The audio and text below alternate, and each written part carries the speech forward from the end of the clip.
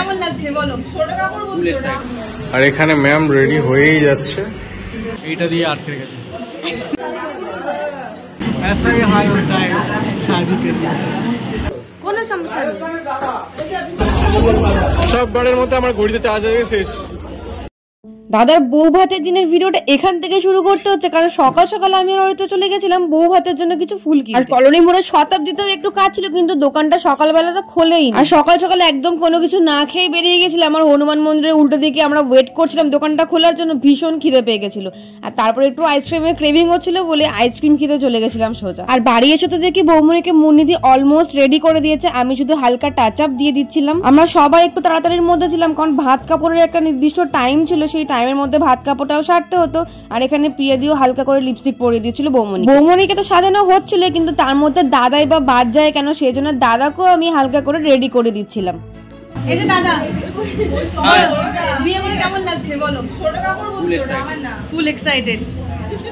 বৌমনি ready হওয়ার কিছুক্ষণ পরে চলে এসেছিল আমার মাসিরা, তার সঙ্গে পুচকেও এসে গেছিল। একদিকে তো অরিত্রর পুচকে খেলায় মেতেছিল, আর অন্যদিকে চলছিল দাদা আর বৌমনির ফটোশুট। অরিত্র আমার সাথে পেয়ার করে পাঞ্জাবি পরেনি বলে তখন আমার একটু মন খারাপ করছিল। আমি ওর সাথে ম্যাচিং করে পড়িনি, তাই জন্য না রাগ হয়েছে।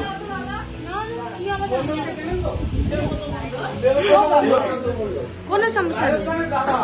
আর তারপরেই শুরু হয়ে যায় ভাত কাপড়ের মেন রিচুয়ালস। আজ থেকে তোমার ভাত কাপড়, সুখ দুঃখ,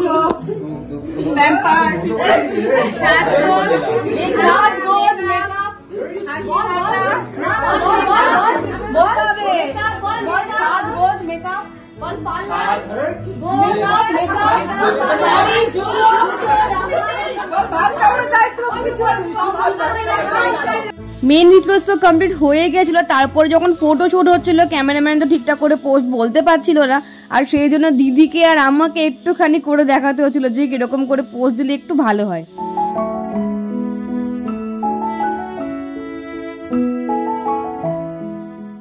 আমার রেজিস্ট্রির সময় থেকে আমার দিদির ছেলে আর মাসির ছেলে যে কি ভালো বন্ধু হয়ে গেছিল দুজনে। বন্ধুকে পেয়ে গেছে। বৌমনিকে লজে সাজানো হচ্ছিল বলে সন্ধ্যেবেলা রিসেপশনের আগেই আমরা একটু লজে চলে গিয়েছিলাম। আর আমি সেজে গুছে রেডি, আর এখানে ম্যাম রেডি হয়েই যাচ্ছে, রেডি হওয়া শেষ হচ্ছে না।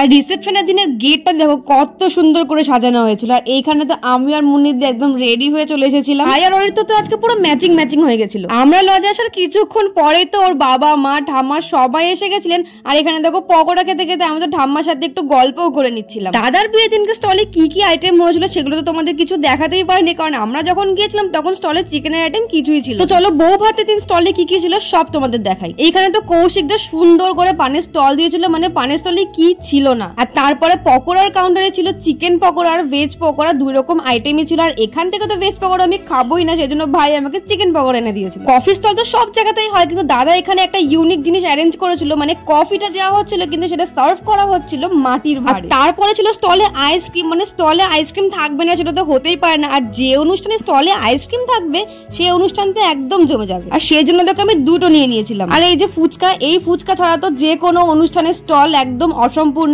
আমি খুব একটা বেশি ফুচকা খাইনি, কিন্তু এখানে এসে একটা দুটো খেয়ে নিয়েছিলাম। এখানে দিদি মাসিরা সবাই ফুচকা খাচ্ছিল। স্টলের কাছে তো অনেকটাই ভিড় ছিল, আর অনেকক্ষণ ধরে দেখছিলাম দাদা বৌমনি অনেকের সাথে ফটোশুট করে যাচ্ছে, সেই জন্য ভাবলাম ওদের গিয়ে একটু চিকেন পকোড়া খাইয়ে আসি। আর বাড়ি যাওয়ার সময় পুচকের বায়না, ও আমাকে না নিয়ে বাড়ি যাবেই না। সব গেস্টদের খাওয়া মোটামুটি কমপ্লিট হয়ে যাওয়ার পর লাস্ট ব্যাচে আমরা বাড়ির লোকেরা সবাই মিলে খেতে বসেছিলাম। পরপর 3-4 দিন হই হুল্লোড় করে সত্যি লাস্ট দিনকে অনেকটাই টায়ার্ড লাগছিল। সব বারের মতো আমার ঘড়িতে চার্জ হয়ে গেছে শেষ। দেখো আমাদের সামনে বসেছিল দিদি মা, আর ওইদিকে বসেছিল বাপি, আর এইদিকে তো পাশের টেবিলে ভাইয়ের অলরেডি খাওয়া হয়েই গেছিল, তখন চিকেন খাচ্ছিল। খিদে তো অনেকটাই পেয়েছিল, পাশের সিটে ভাইকে খেতে দেখে যেন খিদেটা আরো ডবল হয়ে গিয়েছিল। আর যতক্ষণ না আমাদের টেবিলে খাবার আসছিল আমি একটু অরিত্রের সাথে মজা করে নিচ্ছিলাম। তো ফার্স্টেই পড়ে গেছিল আমাদের পাতে স্টার্টার। আর এই স্টার্টারটা না একটা ইউনিক নাম আছে, এর নাম কাবুল রোল। এর মধ্যে চিকেনের স্টাফিং দেওয়া থাকে।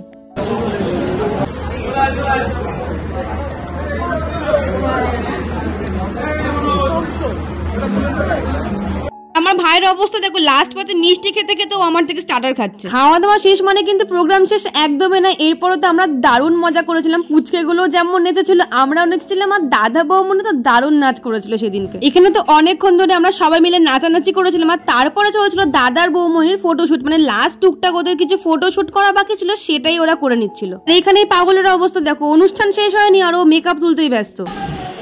কোনো মানে হয় না এসবের। কত পার্সেন্ট ঘুম পেয়েছে, কত পার্সেন্ট ঘুম পেয়েছে? আমার চোখটা দেখে বুঝতে পারছি এরকম ঘুম পেয়েছে আমার, তবু আমাকে আটকে রেখেছে এখানে। এখন কটা বাজে বল? এইটা দিয়ে আটকে রেখেছে। কটা বাজে এখন বল? কটা বাজে বল? বেশি বাজে না, মাত্র 2:45 বাজে।